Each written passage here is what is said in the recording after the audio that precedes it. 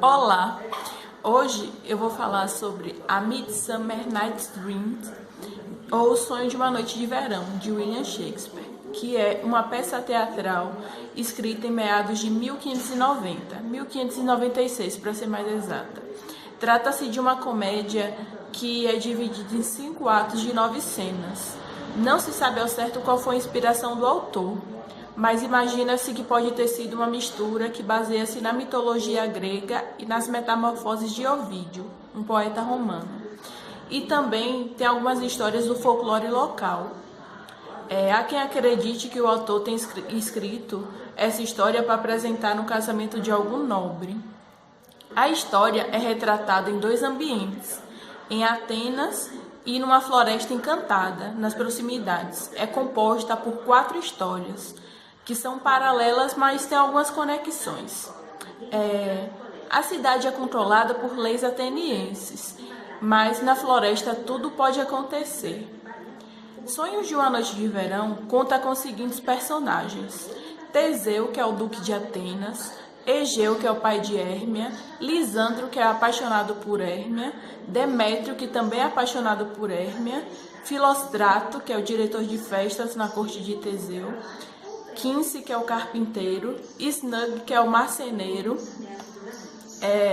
Bottom, que é o tecelão, Flauta, que é a remenda foles, Snut, que é o caldeireiro, Sterveling, que é o alfaiate, Hipólita, que é a rainha das Amazonas, noiva de Teseu, Hérmia, que é a filha de Egeu, apaixonada por Lisandro, Helena, que é apaixonada por Demétrio, Oberon, que é o rei dos elfos, Titânia, que é a rainha dos elfos, Puck ou Bonrobin, que é como se fosse um serviçal de Oberon, Flor de Ervilha, que é um elfo, Teia de Aranha, que também é elfo, Traça, que também é elfo, Semente de Mostarda, que também é elfo, e outros elfos do séquito de Oberon e Titânia. Então, Sonho de uma Noite de Verão é dividido em 4 histórias. A primeira história antecede o casamento do Duque Teseu e da Rainha Hipólita. Ambos estão ocupados nos preparativos do casamento, que acontecerá dali a 4 dias, quando Teseu é chamado para resolver uma desavença amorosa entre Hérmia e o seu pai. Teseu representa a ordem, e ao ser chamado, é então decidido que Hérmia precisa seguir as leis atenienses. Neste caso, o pai é quem manda na filha, decidindo com quem a mesma se casará ou não. Egeu havia dado a mão da sua filha Hérmia a Demétrio, com quem ela deveria se casar em nome da honra do pai. No entanto, a jovem está apaixonada por Lisandro. Teseu dá então a ela o prazo até seu casamento para que ela possa decidir casar-se com Demétrio, morrer ou viver no convento sozinha sem a presença de homem. Nada então é decidido, acontecendo o próximo acontecimento. Hérmia e Lisandro decidem fugir. Lisandro conta a Hérmia que possui uma tia muito rica e que mora muito distante. Sendo assim, ele convence a Hérmia que não pensa 2 vezes. É então que na história entra Helena, que é bastante apaixonada por Demétrio e, morrendo de inveja da amiga, decide envenenar o mesmo, contando sobre os planos de fuga dos jovens apaixonados. No entanto, o tiro sai pela culatra, pois Demétrio decide ir atrás de ambos. Ela então vai atrás. Isso desencadeia o próximo acontecimento. Tudo é resolvido e há um casamento triplo, a qual resultará na terceira história. Na festa, no Palácio do Duque, apresenta-se uma peça de teatro amador, escrita e encenada por trabalhadores locais, para a festa de casamento de Teseu e Hipólita. A terceira história gira em torno do grupo tentando ensaiar a peça. O enredo da mesma é sobre Pirano e Tisbe. Essa peça é muito parecida com Romeu e Julieta. Abaixo será possível notar que nesse momento eles estão a distinguir os papéis. Os atores marcam o ensaio em um bosque. Nesse local do ensaio, bosque ou floresta encantada é onde se passa a quarta história, no mundo das fadas, a qual é povoada por elfos, fadas e outros seres.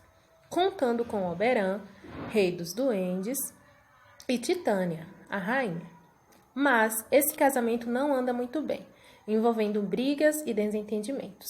Nesse momento da obra, aconteceu entre os dois a disputa da guarda de um menino indiano, o qual Titânia está criando, pois sua mãe morreu no parto. Ambos têm objetivos diferentes para a criança. Titânia quer criá-lo como filho, já Oberon quer a criança para o seu séquito. E acabam entrando em conflito de interesses, porque o rei acha que sua esposa deve obedecê-lo, pois se trata do homem da relação. E a rainha não cede, pois quer a criança do seu modo. E então, o rei Oberon chama um dos seus doentes, Puck, e ordena que ele vá atrás de uma flor que promove o feitiço de apaixonar alguém pela primeira pessoa que cruzar seu caminho, quando este tem nos olhos um pó da flor derramado. Oberon armou esse plano para enfeitiçar Titânia, que enquanto estivesse loucamente apaixonada, a obrigaria a entregar a criança. Então é isso, gente. Enquanto Puck vai em busca da flor, né, Oberon ele encontra com Demétrio e Helena. Ele vê que eles estão brigando e percebe assim, Demétrio muito rude, brigando muito com Helena, né? Então o que ele decide? Passar essa porção mágica no olho de Demétrio. E aí, ao mesmo tempo também, ele passou essa porção em Titânia, né? Titânia está dormindo para ele poder raptar a criança.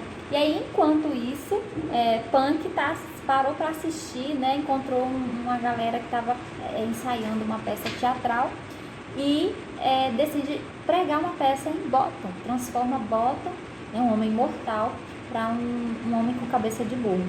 E aí Titânia, ao mesmo tempo, está acordando, né? Acorda e vê Bottom e acaba se apaixonando por esse homem com cabeça de burro. E aí Oberon se dá conta de toda essa bagunça, né, que aconteceu e solicita imediatamente que Puck desfaça isso, mas que deixe apenas Demétrio enfeitiçado para que ele continue apaixonado por Helena. Então, assim, se dá que quando encontram os quatro, né, lá na floresta, dormindo, eles acordam, despertam, porém, cada casal apaixonado, cada par apaixonado pelo seu par correto, e eles acordam falando que estavam sonhando. Então, a história de Sonho de uma Noite de Verão é para a gente se dar conta que o amor ele pode ser ilusão, desilusão, frustrações, né? Então é uma peça teatral que nos faz refletir bastante e no final todos ficam felizes, né? Eles acabam se casando, Egeu, o pai de Herme, aceita e Teseu e Hipólita também acabam se casando. Então acontece a festa e todos acabam felizes para sempre, né?